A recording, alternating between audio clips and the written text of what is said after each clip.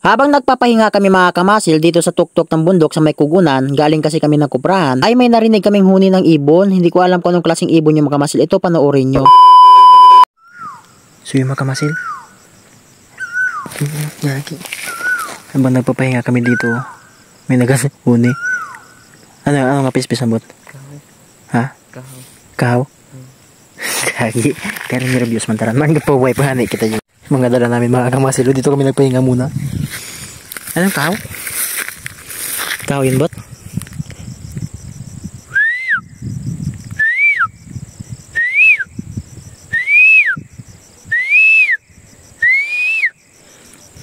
Mahirap pala dito mga kamasil.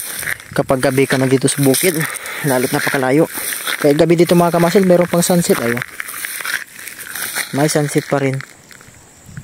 Wow! Wow! Wow! Pakinggan natin yung mga naghuhuni dito sa bukid.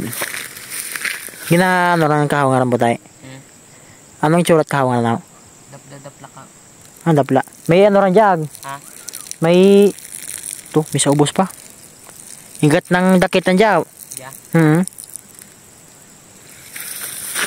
Diba kamasil, dito kami sa bukid nagpapahinga pa. Na-nervyos naman ako, akala ko binalo na naman ako eh.